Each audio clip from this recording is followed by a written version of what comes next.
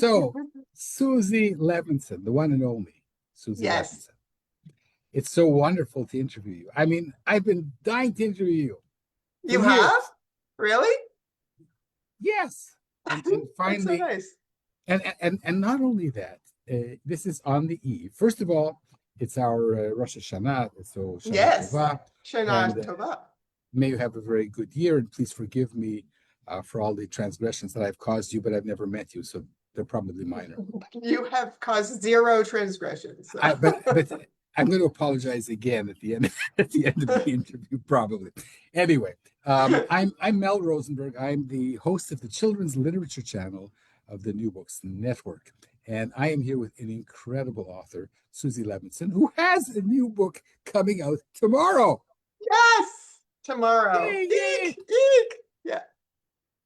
Mazel tov. So show everybody the book, talk about it, and then we can dive in. Ta-da! Can you see it? Dinos That Not Drive. only me, thousands of other watchers. Thousands of people. Can you see this? Do me a favor and Yeah. buy it. No. It's called Dinos That Drive. It's a picture book length poetry collection, and it's out with Tundra Books which starting is a tomorrow. which is an imprint of Penguin Random House. Yes, yes. A From wonderful imprint that from makes beautiful books. Yeah. they sure do, from Canada, and Whew. I've just been in touch with them. They're incredible, and Yeah. very exciting. So a few words about the author, the editor, and then we're going to dive into who you are, Suzy Levinson, and where your incredible talent comes from.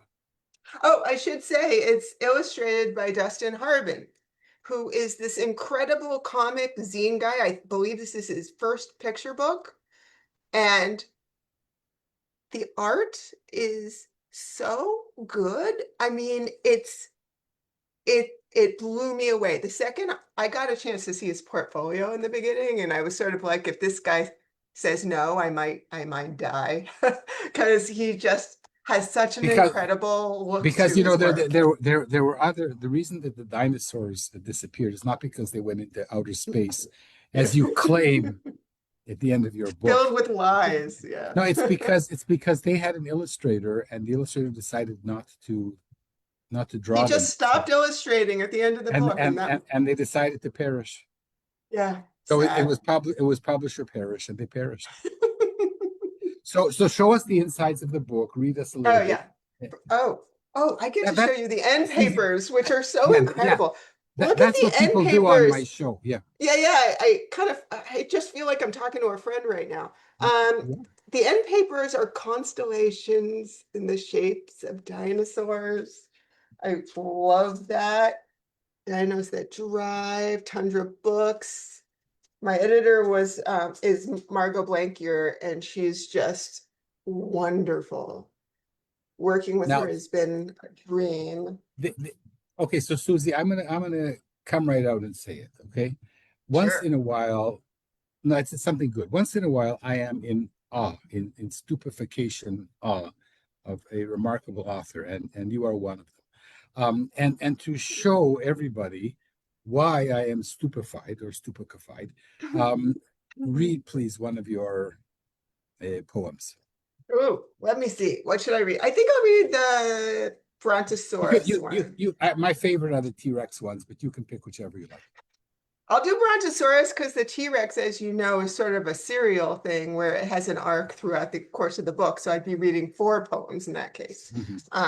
But that's my dad's favorite bit too. Yeah, like the T-Rex. It might be mine too.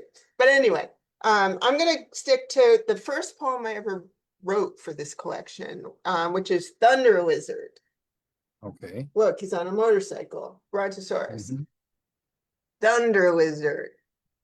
Boom, boom, broom, broom. Do you hear that engine roar? Zip, zip, zoom, zoom. Check it out, a dinosaur. Brontosaurus on the move. Heavy metal in the groove. Helmet on his tiny head. Thunder Lizard born and bred. Boom, boom, broom, broom. Motorcycle herbivore. Zip, zip, zoom, zoom. Catch you later, dinosaur. And then these little guys give facts about Brontosaurus's name means thunder lizard. Can you guess why? Sure, he's huge. When he walks around, it sounds like thunder. Boom, boom. Where? Okay, I'm going to steal your idea for my next book because having these like two little creatures um, Yeah. give some nonfiction Mhm. side to your Michigan poetry Yeah. is extremely clever. So it's not side matter; it's like it's banter of these two creatures. Is It that didn't start out that way. yeah? It's That's well. That's let me ask you the question. yeah. Did it start out that way? No. End of interview.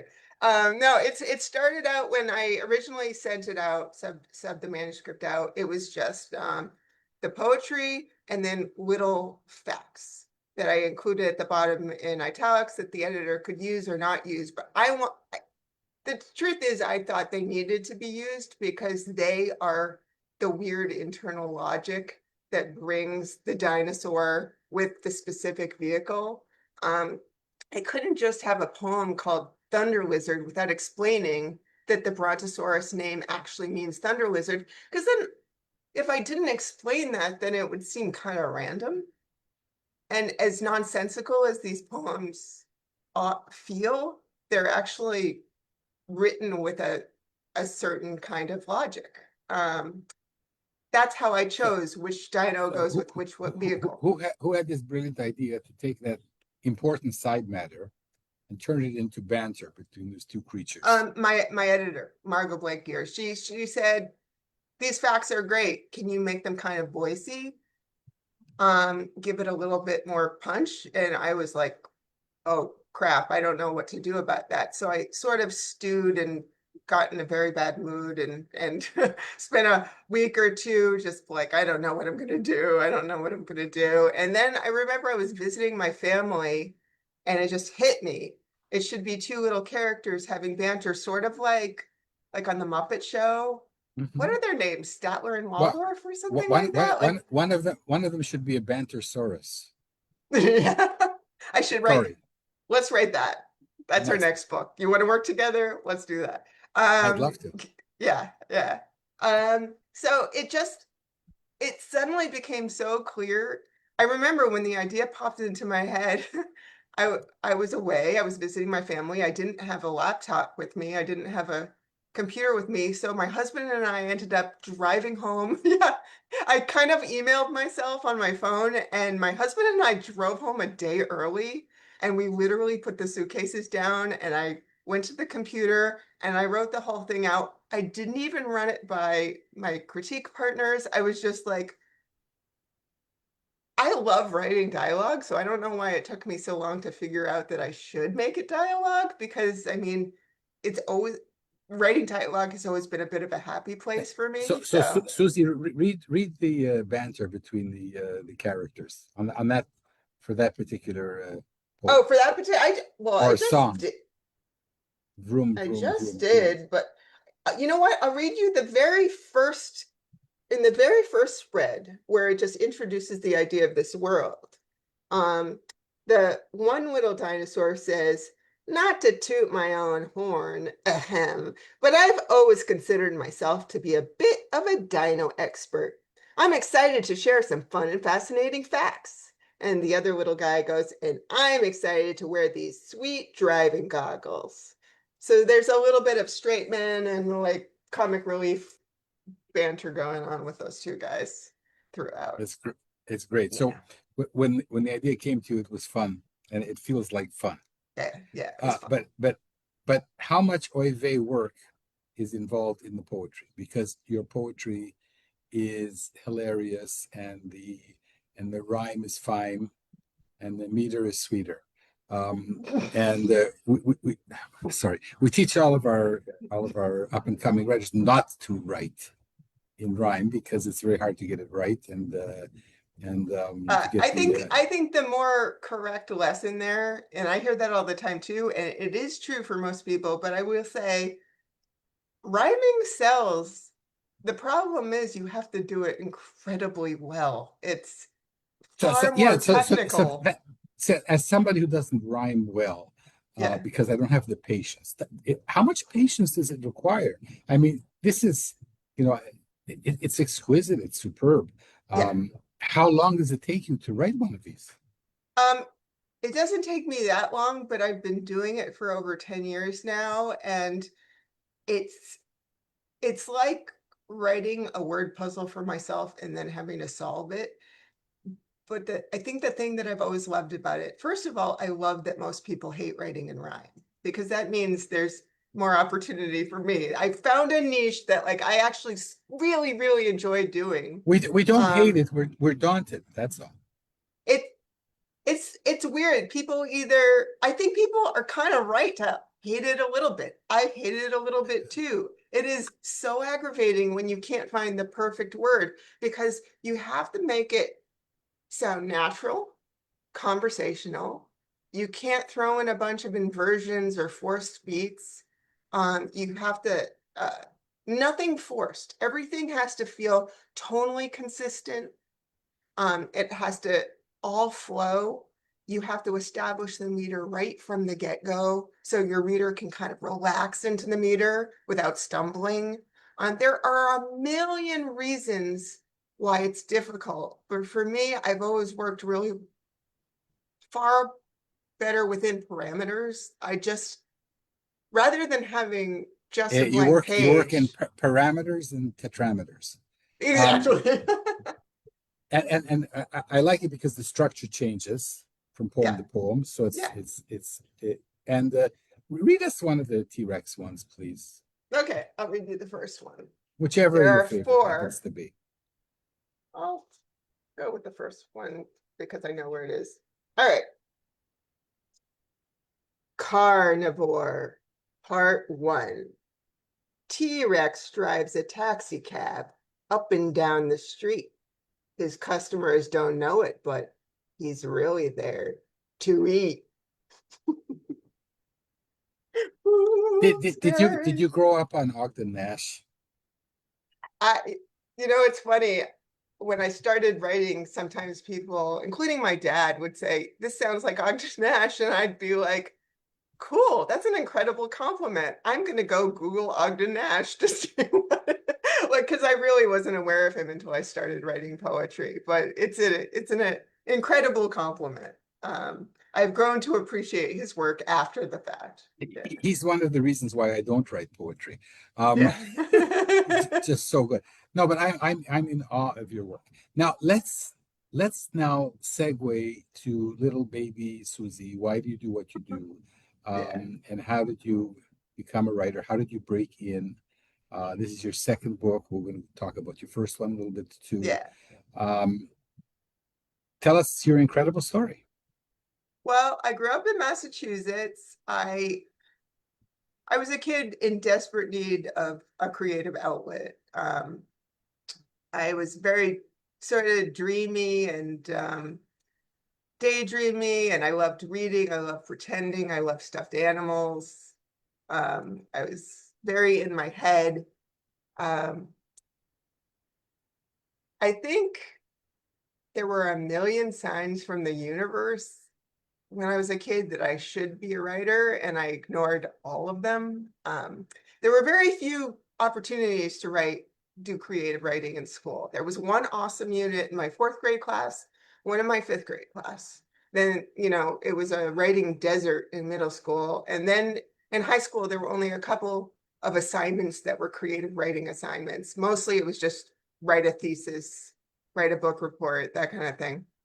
And so, but on those few occasions when I had an opportunity to write creatively, nearly always a teacher would pull me aside to say, this this is pretty good. You might want to pursue this. And I'd be like, uh-huh. And and then I just wouldn't know how to pursue it.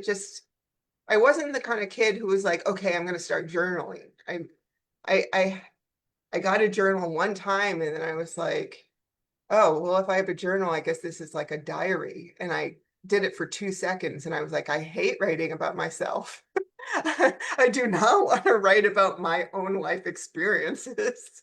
I this is not fun. So I think I was in need of an assignment.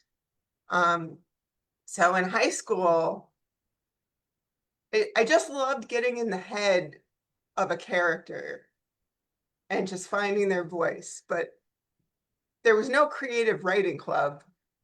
There was a drama club.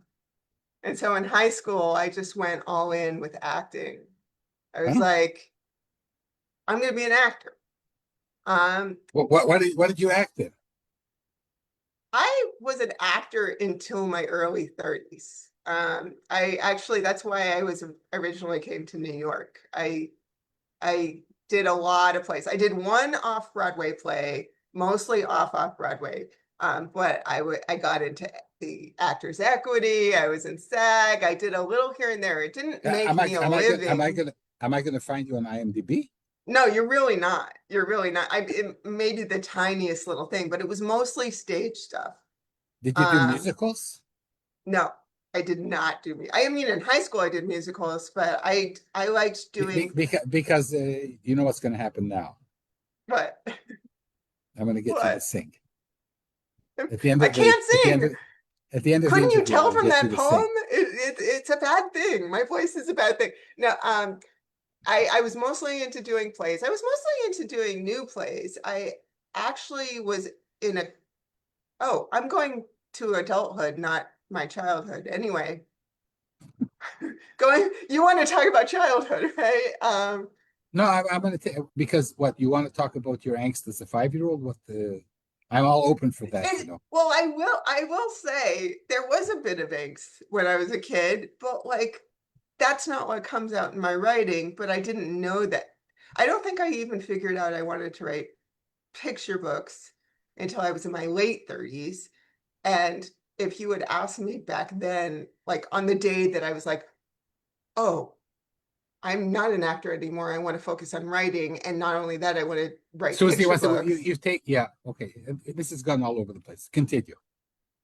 I will say that if you had asked me then what kind of picture book you're going to write, I wouldn't have guessed that I was going to write this kind of picture book. But the kind of picture book I've actually, over the years, the voice I've developed as a writer feels like it directly connects to who I was when I was a kid. That's what I was coming around to.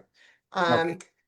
But only during like very in between moments, not always as a kid. Like just in the moments when I felt safe to let it all hang out and be loose and be silly.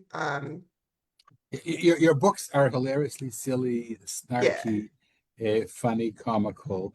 They do not disclose too much of the character of Suzy, but this is Yeah. because I think it's because you're hiding something that's going to appear in your next books. I That don't know that's what about I that. that's Maybe. that's what I I think. I But like I feel freer expressing myself through the voice of other characters. I did as an actor and I do as a writer. I when I write a character that's too close to myself, I'm just aware of the inauthenticity. Like I'm just like, oh, that sounds fake. That sounds wrong. But if I write it it in it, the it, voice of like a rock and roll dinosaur, then like it's, Suzy, you know. you're young, and it will come.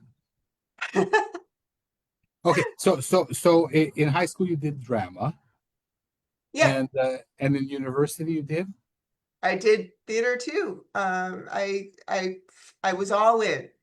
Okay. I feel like looking back, that was probably a bit of a mistake, but at the but I had wonderful experiences doing it. There's no such thing as a mistake. This is all Yeah, it was all part fought of my fought path. fodder. It's fodder for feeder. Yeah, Fodder for feeder. It's feeder for fodder. it's just It's my it's just my personality type. I loved disappearing into a character, but I didn't like any of the other aspects of being an actor. I like all the aspects of being a writer. but yeah, and I'm predicting that you'll um, come out of the you'll share with us who Suzy really is. Maybe. I'm just going to interject. I was a scientist for 30 years, um, and today I was at a meeting at a conference. I look back at it and I say, "Well, I was a scientist for 30 years," but you Hmm. know, helps you write. And Yeah. what's the point of saying I should have done this or I should have done that? You're so right. Like I don't regret being an actor. I just see now that I had two paths that I could have gone down, and one now I see was the better path for me, but I I had to go Yeah. down the first path in order to get there. I'm having a Robert Frost moment now. Yeah, for Uh, real. so so when did it dawn upon you that children's writing was for you? When I was in my mid 30s, I was getting to the point where I was at the end of my acting career. I was having a number of health issues too, and I just was like, I can't do this anymore. And I first tried to write a middle grade novel, but I made all the mistakes. I said, oh, this shouldn't be so hard. It's a solitary activity. I should be able to do it on my own. I don't need to take a class. I could just do it on my own. Who needs a critique group or any sort of community? I made every mistake in the book, and those were for real mistakes. But eventually I sort of burnt out on that middle grade novel, but I had, through some people I had met just from writing that, I had learned about SCBWI. And one day it occurred to me, wait a second. I've always loved children's books. I've always loved picture books. I love the interplay between art and words. Um, I've always been a huge fan of them, not just as a kid, but just sort of, I see them as an incredibly hip art form. And I was like, wait a second, I already know that I don't have to be an illustrator to do this. And I already know that writing long form stuff is brutal for me. I don't have the attention span for it. I want to write short. And suddenly it was sort of like, I think I was walking down the street talking to my husband, and all of a sudden it occurred to me, and I had tears in my eyes. I had tears in my eyes. I was like, this is my calling. How did I not see this before? That's incredible. How come we never met before? That's so beautiful. But here's You the know? question. Here's the question. I had the calling too when I was in my 20s, Yeah. but I thought I was good enough. And it took me 40 years to realize that I wasn't. Yeah. So, how did you realize that you needed the critique groups and the studying and SCBWI? Where did I this think come from? the one thing that I think is common, that we all of us come to picture books in different ways. But the one thing that is pretty common amongst picture book writers, not illustrators, but writers, is we all come to it when we're smack dab in the middle of adulthood already, right?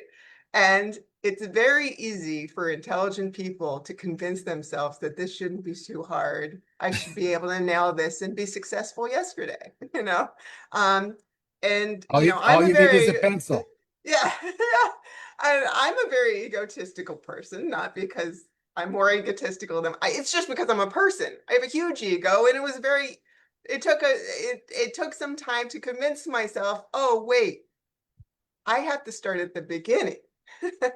This is actually a craft. I have to take a class. So it was probably about a year. For the first year that I was writing picture books, I was like whipping something up in half a weekend, spending the rest of the weekend looking up editors, sticking them in envelopes and sending them off. It You was, did you did that too, right? oh, I totally did that. So embarrassing. But then after a while, because I had joined SCBWI when I was trying to write that middle grade novel, Ah, okay. um, I there was this thing called the blue boards on SCBWI, and Hmm. someone suggested a class. And I was like, all right, the definition of insanity is what I'm doing right now if I don't change something. And I don't want to take a class. I don't want to spend the money on it. This isn't going to teach me anything I don't already know, but actually maybe I'll give it a shot anyway. Like I always had a crap attitude about taking classes, and always realized after the fact, oh my gosh, this changed everything.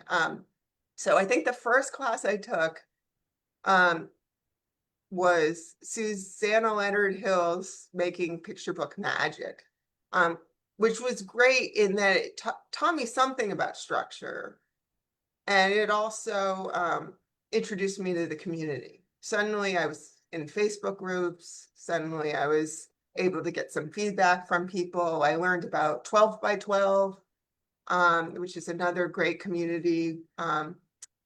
And suddenly I was in it in a way that I hadn't been before, when I was just all by my lonesome, crying out into the universe, why doesn't anyone like my writing? And it was only about a year after that, I kind of got the rhyming bug, and I was trying to write a picture book that was What's that, rhyming, and Suzy? Did this rhyming bug come from some book that you loved as a kid? No, I don't think so. When I was a kid, I loved James Marshall. I loved the Francis books. I loved Sendak. None of those I don't think are. I loved Goodnight Moon. No, not. Oh, I loved Shel Silverstein when I was a kid. But it hadn't yet dawned on me that I wanted to write children's poetry. And not Dr. Seuss. I love Dr. Seuss, but I wouldn't say he was my big favorite when I was a kid, Okay, except the so for some, Lorax. okay, yeah, for some cosmic reason, For some cosmic reason, I kept on gravitated to. hearing a rhythm in my head. I had actually, when I was playing around with middle grade novels, I was also playing around with country song lyrics. I don't know why. I just always felt a little bit of a rhythm in my head, and I was just like, I just got the rhyming bug, and I was writing a Christmas story, and it just felt like it demanded rhyme, and I shared it with people that I had met through this class, and someone said, I mean, no one responded well to it. I thought it was brilliant, and of course, everyone was like, nah. And someone was kind slash brave enough to say, you know, Renee Latulippe has this new lyrical language lab class. If you want to rhyme, you might want to take that class. So of course, once again, I'm thinking to myself, I don't need a class. I know how to rhyme. Cat hat. There you go. That's a rhyme. I know how to count syllables. So meter shouldn't be that hard. By the way, meter is not counting syllables, and that's what I learned in Renee's class. I had the worst attitude, and yet I also was able to sort of objectively go, but something's got to give. So I'll take the class. Fine.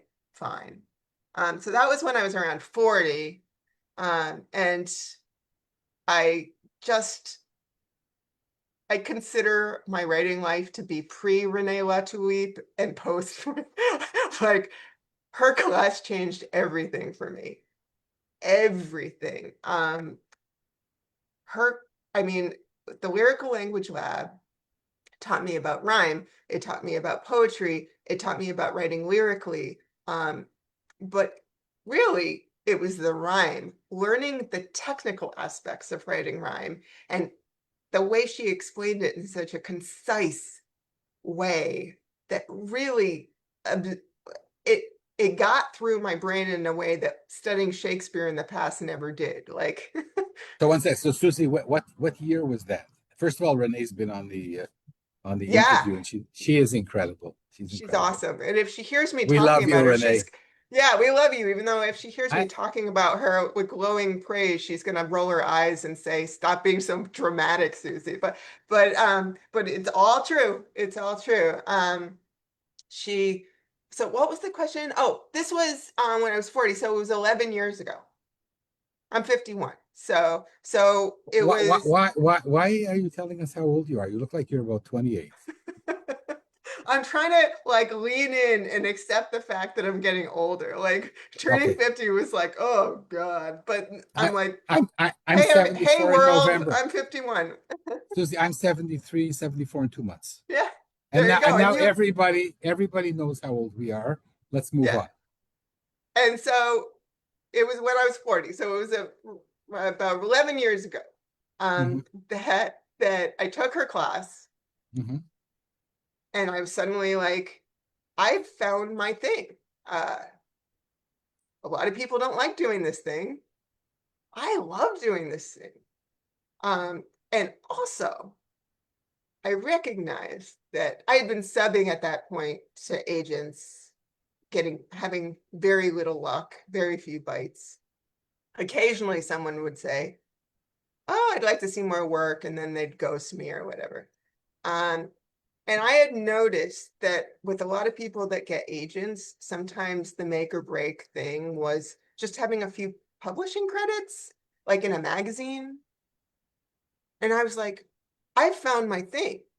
And I can churn out a lot of rhyming poetry that I could send to highlights and cricket. Like, this is, I, I see the path now. I see what I'm going to do. I am going to go full throttle into writing short rhyming poetry, hitting these magazines with everything I've got, applying for sending my stuff to anthologies as well.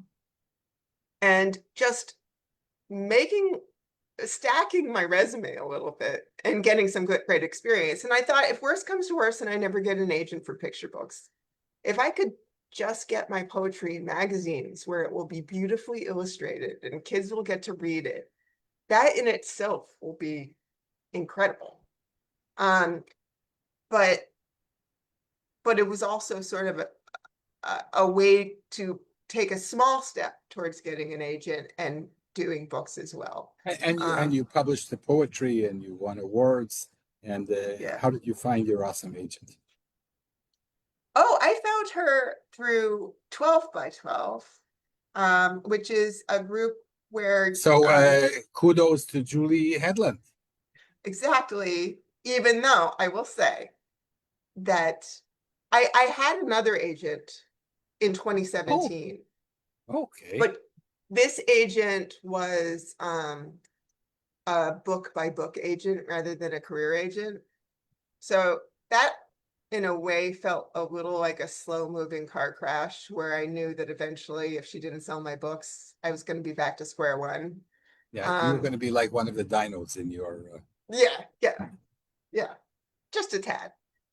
So I was with that first agent for a year. She sent out 2 of my books.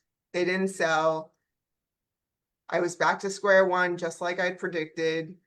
I groaned and felt bad for myself for a few months. And then I realized that I had already given up my gold status in 12 by 12, which means you can sub to agents. Mhm. And I realized I had missed the window to rejoin. And one of my dream agents was going to be a sub opportunity in the next year. So I wrote to Julie or maybe Kelly and said, could I be in gold? And they were like, no, you missed the window. Too bad. Sorry. But we will put you on the waiting list. And then at the last second, someone gave up their membership. They just bailed out, and everyone else on the waiting list before me wasn't interested. And so I got to be a gold member and sub to Rachel Orr, who was my absolute, I had heard incredible things about her. And she was She always is close. incredible. Yeah, she was Hi, always Rich. close to subs. Yeah, Rachel's amazing. But so I subbed to her through the 12 by 12 opportunity, but then I didn't hear from her for a full year. A full year. Like not just Susie, that's nothing. I once heard from an agent after 27 months. what? That Yeah. it's like by then, why are they even contacting you? Like I mean, it's not that it's a bad thing to hear from an No, agent, but she oh she my did she did she gosh. didn't end up representing me, but she's one of the Yeah. most important people on my journey. Yeah. Um, why she why she answered me after 27 months, I do not know. I will ask her next time I meet her. I mean, in a way that makes sense if you sub through the slush Susie, pile. yeah, everything can happen. I mean, But with 12 by I 12, I was supposed to yeah, forego the slush pile, and it's yeah, still Rachel's busy. Like of course. I couldn't believe it when a year later Yeah. in the midst of COVID lockdown, I'm hearing from my dream agent saying, "Hey, can you send me more work?" And then I had to send her work. Was it twice or three times? I had to send her more work. Oh, I had to send her everything I'd written, basically. I think Animals and Pants was like the eighth thing I sent her. And that was the clincher. That, that's so wonderful. Yeah. And all through this, we're going to talk about Animals and Pants. It's a great segue. Yeah. What were you doing? Were you working? Were you just sitting at home and waiting for answers? It also took me about 10 years to find an agent. Yeah. What were you doing all this time? How did you I had manage I to had a overcome? day I had a day job that fortunately I was able to do at home, transcribing interviews for TV companies. Okay. Like 60 Minutes, Dateline, that kind of thing. So I had a day job that I had as an actor that I took with me as a writer, and I was doing the whole time. So I was working, writing, subbing. And yeah, a lot of sitting around thinking, woe is me. This is And my dream. moping. Oh, for real. Moping, Yes. hoping. Coping. No, not doping. Not And jumping.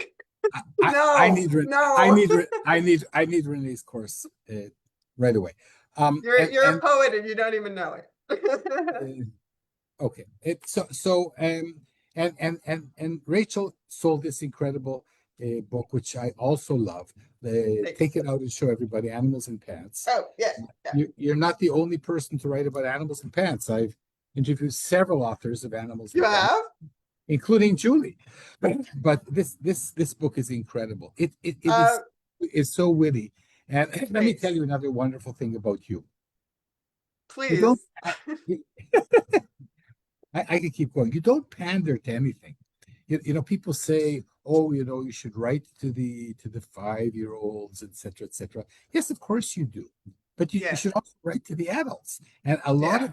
of humor is adult humor. And I have to go to the bathroom before I read your stuff because it is so very funny. I mean, it works on multiple levels. Thank So you.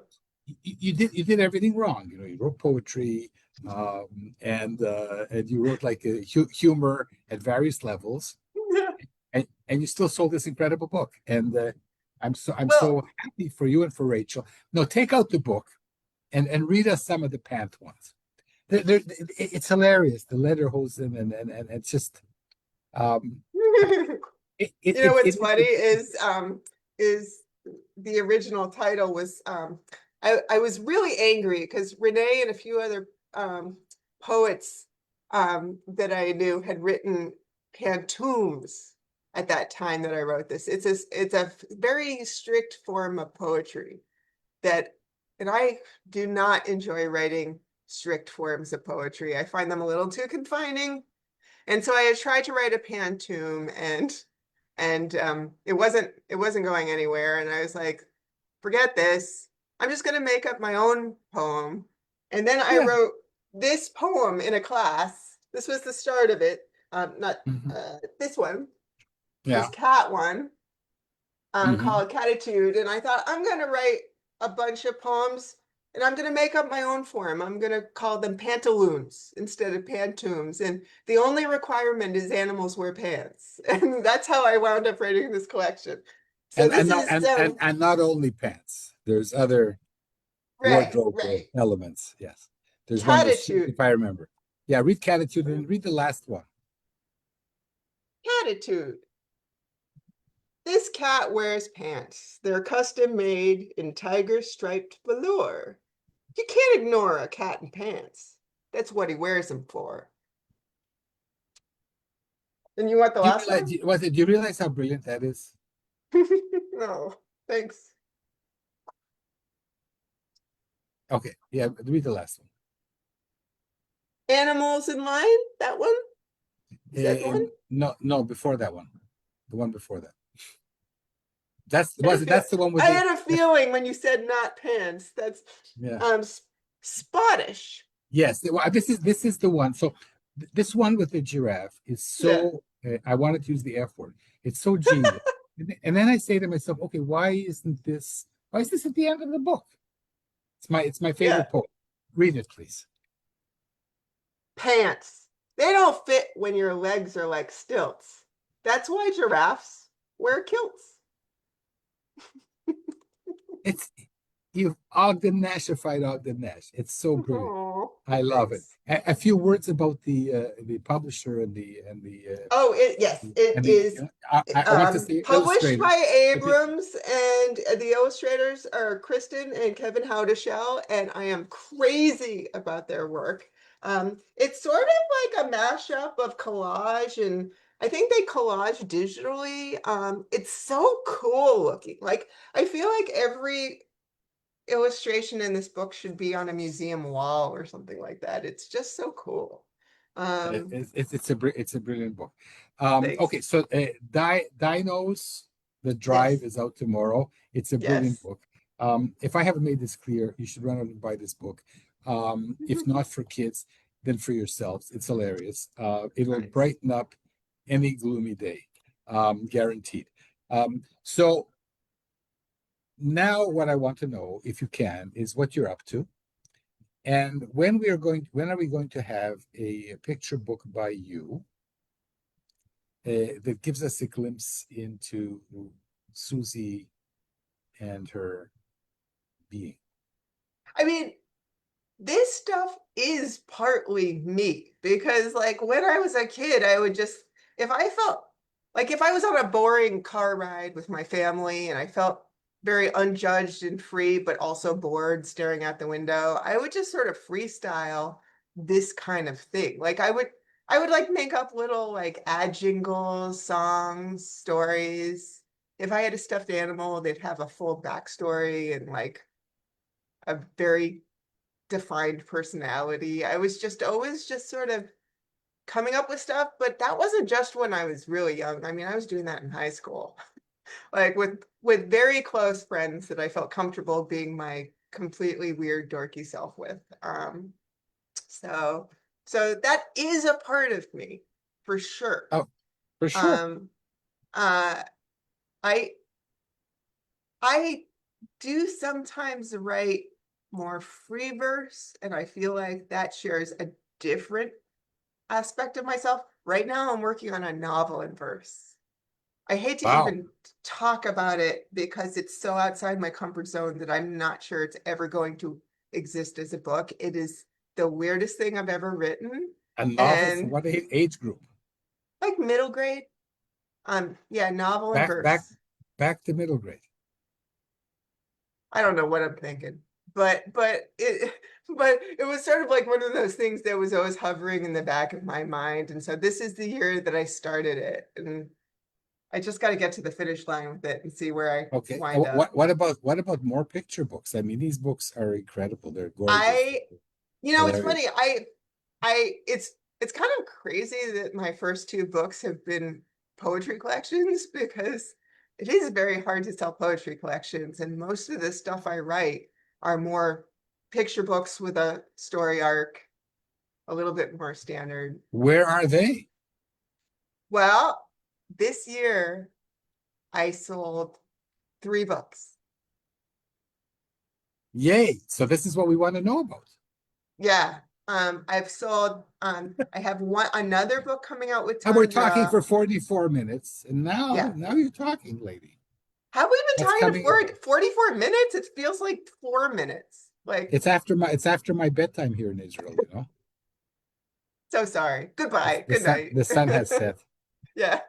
Talk tomorrow. So you have Um, three book deals and you're not telling us. yeah, I have three book deals, and I wasn't telling you. No, it's one of them is with Tundra. It just got announced, so I could talk about it. It's not a poetry collection, but it's more like one big long poem, because the entire thing is written in the same meter, same rhyme scheme throughout. It kind of has a story arc to it. Um, but it's about the months of the year.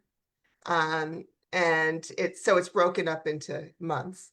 A little bit inspired by Chicken Soup and Rice, but it's called A Year in Clown Town, and it's like an all clown world. Wow. Yeah. Wow. Yeah. Beautiful. And then I have another one that just got announced that's going to be coming out with Balzer Bray, Macmillan. Wow. That is called Salvador Snake Looking for Love. And it's based on this little snake I used to doodle in high school.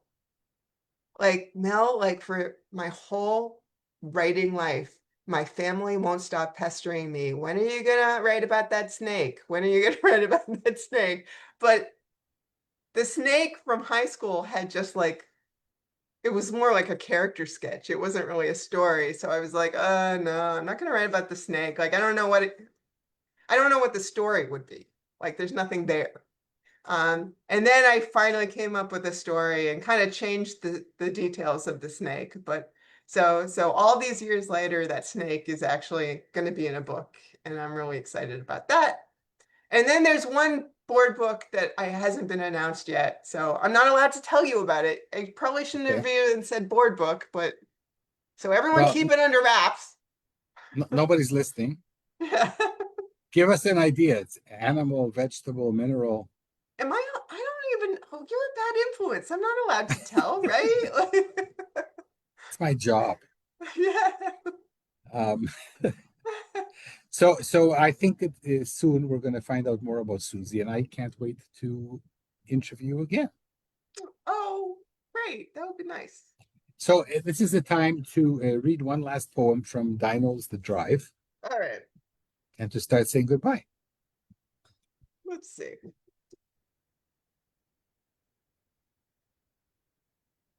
Oh God, this one is a whole fake country song. Oh, I love that one. Oh, you want me to sing that?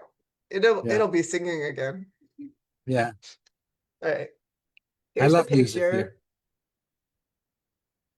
I've actually recently worked with a country artist to turn it into an actual song, which I'm really excited about. So, all right. Is that something in your background I'm hearing? Okay. It's my son who doesn't know that I'm interviewing you. Hi. All right. So it's called Iguanagon, a sad country song. And again, I'm sorry for my singing voice. Iguanagon, where have you gone? You took the pickup truck. You left me for a hadrosaur who looks just like a duck. You took the pickup truck. You took the pickup truck. You left me for a hadrosaur who looks just like a duck.